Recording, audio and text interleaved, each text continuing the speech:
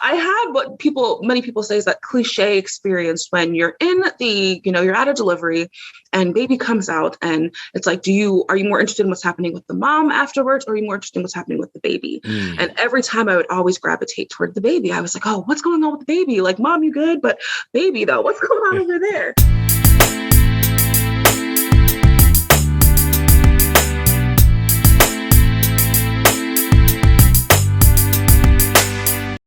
What's going on, everybody? Thanks for joining us for another episode of the Black Student Success Podcast, where we bring you insight and guidance from successful Black professionals and students. My name is Selvin, and as always, we appreciate the support. So today we have Chineze Ebo, who is a resident doctor in the pediatrics department. So we're going to talk to her about what motivated her to get into this space, anything that she's had to face along the way, and just any bits of insight or guidance that she has, for you, especially if you're looking to get into the medical field. So, Dr. Ebo, welcome. How are you doing today? I'm doing great. Thank you for having me. I'm excited to be here. Yeah, thanks. No, we're definitely glad to have you. So let's start this, as we always do, by asking, who is Chineze Ebo? Oh gosh. Okay. So I am originally from the Philadelphia area. I'm Nigerian American. I went to college in New York at Cornell University and was a psychology major there, but still did some pre-med classes with the idea that I wanted to go to medical school. I grew up in a household with a father who was a professor, and my mom is actually a physician. She's an OB/GYN doctor. And so I kind of saw the medical field through her lens, but it was more so of a lifestyle lens and less of, like being in the actual hospital with her. I did get to do some volunteer work, but through that, I was like, I really am interested in medicine. I want to learn more about this. And so did some volunteering while I was in college, did a few pre-med classes, but really not enough to get, know enough of the curriculum to apply to medical school. And so after graduating from college, I did a post-bac program in the suburbs of Chicago at Dominican University. And it was a 2-year program, really flexible. I really enjoyed it because, one, it gave me the ability to choose the classes I took. And then it also gave me a degree after completing the program. So I had a second bachelor's degree in medical science. And I think overall, it really strengthened my application for medical school. It not only showed that I could handle the academic rigor of medical school, but also gave me the opportunity to do volunteer work and shadowing in a hospital. I got to travel to Lima, Peru on a medical mission trip through MedLife. I got to get involved in research. So really helped to make my application well-rounded and show my interest outside of medicine as well. After completing that post-bac program, I applied to medical school. And then I went to medical school at Chicago Med, Rosalind Franklin. During my third year of medical school, you do your clinical rotations. And at that time, I was thinking that I wanted to do OB/GYN. Like I said, my mom's an OB/GYN. I really like women's health. I thought going to deliveries was super awesome. And then I actually did my OB rotation and was like, oh, absolutely not. I had what many people say is that cliche experience when you're in you're at a delivery and baby comes out and it's like, are you more interested in what's happening with the mom afterwards, or are you more interested in what's happening with the baby? And every time I would always gravitate toward the baby. I was like, oh, what's going on with the baby? Like, mom, you good? But baby though, what's going on over there? And so having that experience, I was like, okay, let's figure out what's going on with pediatrics. And so I had my pediatrics rotation and absolutely fell in love with it. I love working with kids. I love, having family-centered rounds where you truly incorporate the families into the discussion about, what's going on with their child and treatment plans, management, things going outside of the hospital. I really appeal to that. And so ended up applying to pediatric residency. Now I'm currently a third-year pediatric resident at Cincinnati Children's in Ohio, and I'm currently applying to pediatric endocrinology fellowship. And so that's been really exciting. I actually just finished up interviews, and so in the process of trying to decide where I'm going to end up for 3 years for fellowship. So that's kind of been my path in a nutshell. In my free time, I really enjoy spending time with friends, watching movies, trying new restaurants, listening to podcasts, exploring my surroundings and just kind of trying to be out and about as much as possible. So yeah, that's a little bit about me. Awesome. Well, thanks for the introduction. You already kind of got ahead of me, asking what the path looked like. So thank you for that. There was a piece that you mentioned, when you were going to Cornell and you didn't get enough courses in terms of the path to medical school. What was like the motivation behind? And I don't know if there was anything before. Yes, I want to go to med school, but what was the change that pushed you to kind of get that well-roundedness within your application and get more classes under your belt, so that you could take that path to medical school? Sure, that's a great question. So when I was in college, I actually started off as a biology major, again with the intention of being pre-med and going to medical school. So that was something that was always on my mind. And I did take some of the intro level science classes. So I did your typical biology and your general chemistry, and actually didn't do as well in those classes and was a bit turned off by it because they were so difficult. And I was like, I don't think I can handle this. I don't know, maybe medical school isn't something for me. And then I had taken an intro to psychology class and absolutely loved it. So I switched my major to psychology. Towards the end of my junior year going to senior year, I was still kind of having this like aching. I was like, I really want to do medical school. I really enjoy medicine. I was doing volunteer work at the time at a local hospital. And so was having those interactions with patients and seeing what doctors were doing. And I was like, this is really cool. I still want to do this. And I want to be able to incorporate my individual interests into that. I was involved in a lot of different positions in college in terms of a leadership perspective. And so kind of having already those different hats kind of propelled me to say, okay, well, I think that I have enough things on my plate that would make me nice and competitive for school, for medical school, but it's really the academics that it comes down to.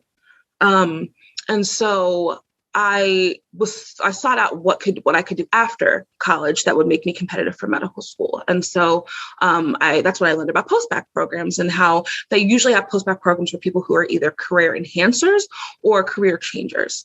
And so in my case, because I had taken some of the science classes and didn't do as well as I wanted, I would be considered a career enhancer.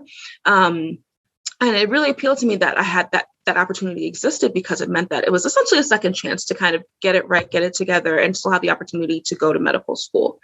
And so it was a lot of, that was kind of motivation for me. I was like, no, you can do this and you have the opportunity. And there are programs that are specifically made for this, for your situation. And so I did my research, found programs, and then really was appealed to the idea that I had a program that would allow me to actually have a second degree from it. So it kind of showed that my efforts and doing well in these classes would not just be in vain, but something that I could actually show with a full degree, with a good GPA. So that's kind of what led me to doing that post-bac program and staying involved. Gotcha. Yeah. And it's nice that you had a purpose and you wanted to make sure that you had something to show for all of that effort, because I'm sure it gets very competitive when you're talking about medical school and being chosen, especially if you have a particular program in mind. And it sounds like you, even though didn't have the most traditional path towards that you still kind of, took those pieces that you had and put other things together to still make you a very good candidate for once you actually got into that position to kind of get to school. Absolutely. Yeah. Awesome. Mm-hmm. So what obstacles did you face kind of, making that path, or even either after medical school? Were there any things that you kind of ran into that you had to try to be a little bit more creative to overcome? Yeah, absolutely. So I actually was a medical school reapplicant. After I finished my post-bac program, which was a 2-year, I did it for 2 years. I applied to medical school and did not get accepted. I didn't apply to many medical schools at the time. And I think that was probably one of the biggest things. That was probably something I wish I would have done differently. At the same time, I think that everything ended up working out the way it was supposed to work out, and I'm where I'm supposed to be. But looking back, I think that was definitely a downfall. And it was hard. I think, especially after doing a post-bac and really putting your all into it, making sure that you are a well-rounded applicant, making sure that you make the connections and networking. I was going to SNMA conferences, which is Student National Medical Association. I was going to those conferences and trying to make connections and just really learning about these medical schools and what it takes to get in. And so when I got rejected, I felt like a failure. And I think that that's a very common feeling. People feel as though maybe it's not meant to be. Maybe this is not the path. But I think that I'm a big person. I believe that delay does not mean denial. I think that that's a mantra that everyone should hold on to, because there's importance in the journey. There's importance in learning from things that happen like this. There's importance in having these obstacles and challenges. They build resilience. And I think that's one of the biggest things that I could say to anybody. I think that I'm better for having experienced these challenges. Honestly, I think they've taught me a lot about myself, a lot about how I manage stress, about how I get through these obstacles in general. And I've taken these things and utilized them in my career now.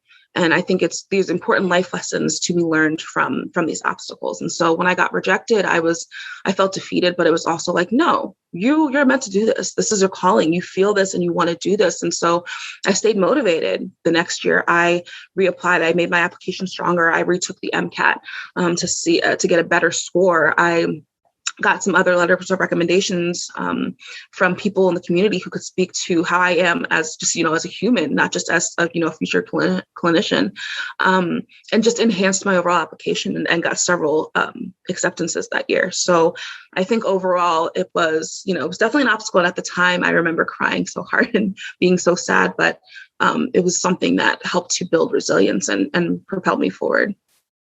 Yeah, no, to come back and make that application stronger and do it and all those things, especially with all the school that you've gone through. I can imagine that you may have ran into some moments of fatigue, just, getting through classes and, okay, now I've got another 3 years of such and such. I got another 2 years of this.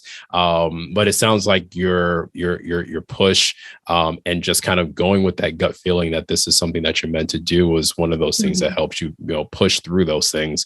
And I think you can always gain something even if you feel like you're losing.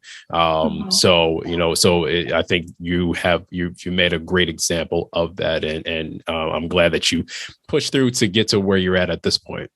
Thank you. Yeah, no problem. So now, what advice would you give to a student, particularly a Black student who is looking to get either into this field, maybe specifically into pediatrics, or even if they're, back in their undergrad and they're kind of juggling between majors and trying to figure out how they can, fulfill, whatever their goals are, if they're kind of running into maybe a dilemma with classes, majors, other influences, things like that. What advice would you give to them? I think the first piece of advice I would get is to make sure that you're surrounding yourself with mentors, people who have been in your shoes and can understand where you're coming from. I had mentors throughout my career, all the way from college up until, now currently. And I serve as a mentor as well, because I really believe in lifting as you climb. So I think it's really important to surround yourself with mentors. And these don't necessarily have to be mentors who are in the same field that you want to go into, or mentors who are doing exactly what you want to do. I really believe that you have different mentors for different needs and at different stages of your life. And it's really important to understand the things that you find important, the things that you value, and seek mentors who value those same things. You can have a mentor who is for your career. You can have a mentor who helps you in a clinical space. You can have a mentor who helps you from an academic space. You can have a mentor who helps you financially, a mentor who is just there to be a shoulder that you can cry on. And so I think it's really important to make sure that you're surrounding yourself with those people. Mentors don't necessarily have to be people who are, ahead of you, or, maybe somewhere you aspire to be. Mentors can even be people who are in your same level, who just provide that extra support. And, again, like I mentioned, are just someone who you can vent to, who just provide a sense of community for you.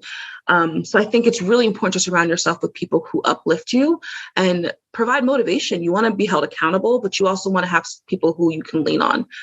Another thing I will say that's important is medicine in general is hard. And I think everyone knows that there are so many different milestones that you have to accomplish to kind of get through. You're just always climbing. You're in college and you want to go to medical school. You have to take the MCAT. You get into medical school, and then you're in medical school. You have to worry about your boards and passing those. And then you want to match for residency. You're in residency and perhaps you want to do fellowship. Now you have to apply for that. You have to also worry about whatever boards for your certain specialty. So it almost feels like this ongoing game. And I think what a lot of people in medicine tend to do is kind of continue reaching for goals without kind of basking in their accomplishments that they've already done. So, I'm really big on telling people, there was a time that you prayed to be in the current position you're in. Like, understand that you wanted to be in medical school. And I know you're stressing about trying to get into residency, but you wanted to be here. So bask in that, understand your current accomplishments and give yourself a pat on the back, give yourself some grace. It's important to understand that this is hard work, and any step that you make towards, whatever goals you have is something to be commended. It's important to appreciate your accomplishments, because I think that provides motivation to continue going. You see that you can get things done. You see that you can put in the work. And even if, things don't work out the first time, it's not a sign to give up. It's a sign to keep going, because eventually things will work out for you. And so I definitely want to remind students, whether you're a pre-med trying to apply to medical school, or whether you're a medical student trying to apply to residency, or even if you're like me, like a resident who's, trying to apply for higher up positions, it's just really important to congratulate yourself for where you are, and to really give yourself grace in moving forward, because this is some hard stuff, and your mental health is important, and just recognizing that you've come far, you've come from somewhere different, and you're progressing forward is really important. Absolutely. I love the idea behind the phrase "no days off," or, it's embracing a certain amount of work ethic. However, take that day off. Take that day off to give you not only space, like you said, for mental health, for physical health, but sometimes when you're always moving, you don't even stop to just kind of reflect where you're at, and maybe even recalibrate as you're kind of continuing to move. So in that same light, definitely give yourself that space, that grace and time to kind of see where you've landed and where you're going, just to make sure that everything is kind of on track with what you want to do. And people don't succeed by themselves. Exactly. as much as you, especially if you're, stubborn. I've had my stubborn moments. But, you can't do it by yourself. There's so many different perspectives of this world, that you may not even be able to experience without kind of having somebody show you. And then maybe that even puts a different spin on how you've been moving. And then that makes you a little bit more successful in that way. So, yeah, definitely keep those people, whether they're their peers or, superiors, as long as they're genuine and supportive, definitely keeping those people around you. Absolutely. 100%. There you go. So how do you define success? What is it that, kind of pushes you to, be as ambitious as you are, and, trying to get those goals? How do you define that? So I think success for me is finding happiness and joy in what I'm doing. I think nowadays people tie success with how, financially stable you are, or, how high ranking you are. And I often find that those things don't necessarily bring me as much joy. I find happiness in being able to know that I'm having an impact on someone's life. Being able to, and that's, whether it's my patients and their families, or whether it's a mentee who needed support and guidance after being torn down by a bad test grade, or someone telling them that they're not going to make it. Those are things that bring me happiness and joy. And I think if I'm consistently able to do that, if I'm able to continue having those types of impacts on people's lives, that's success to me. That's what I want to do. That's why I went into medicine, to be able to have an impact on the lives, especially of children and their families. Children are our future. And so it's really important to work with them early on so that you can shape shape how they progress, how they develop, and have a really positive, presence in their lives. So when I think of success, I think that, getting up in the morning and it's an early morning and I'm tired, I just want to be in bed, but I'm not mad to go to work. I don't go there. I'm like, I hate it here. I don't want to be here. Like, I definitely have those days. I'm not even going to front. It's hard. It's difficult. But I've never once been like, I don't want to be a pediatrician or I hate this job. It's never like that. I find so much happiness in doing it. I love going in. I'm having a crappy morning because it's early and I'm tired. And you go in and you see like a newborn visit and you're there talking to, mom about how to take care of her newborn, how sleep looks and what's feeding doing, and just basking in the joy of that family being so happy with this new presence in their life.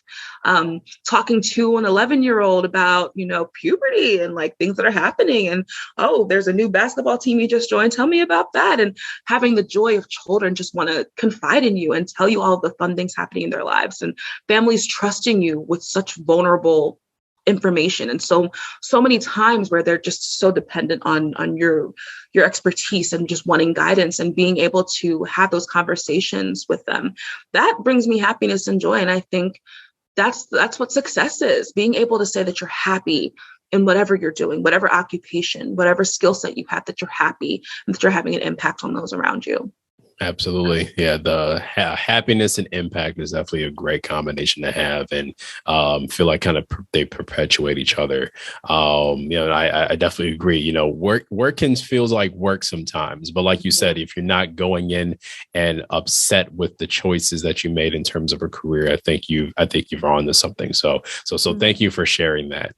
And now lastly, just to get, to know you a little bit better, we all have one thing, that's, if the world knew, and we all had physical black cards, they would be revoked or be in question or under review. What's that one thing for you?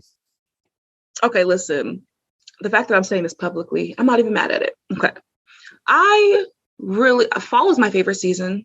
I love the weather. I love when the leaves change, and I love pumpkin. I think that pumpkin pie is better than sweet potato pie. And I feel like people are ready to fight me. Like I have to whisper it sometimes, like, how can I get some pumpkin pie? Like people really are not having it. I like pumpkin everything, pumpkin spice lattes, pumpkin flavored, whatever. Like I'm all about it. And people be looking at me sideways like, girl. And I'm like, guys, come on. But I think the biggest thing that people have been willing to fight me on is pumpkin pie. Like I'll bring pumpkin pie to the Friendsgiving and people are like, what did you do that? Where's sweet potato pie? So I think that's the one thing people look at me. I think you putting it against sweet potato pie. I think that's when the mob starts getting the torches. So I just don't. Sweet potato pie, and that's another thing. I had said that sweet potato pie and pumpkin pie tasted the same to me, and that was when I was asked to leave. Well, I hope you're still friends with them, or yeah, they talk to me sometimes. I guess. Okay. Well, no judgment here. I don't like pumpkin just for the fact that I don't like pumpkin. So okay. That's nothing. I'm not putting anything against each other.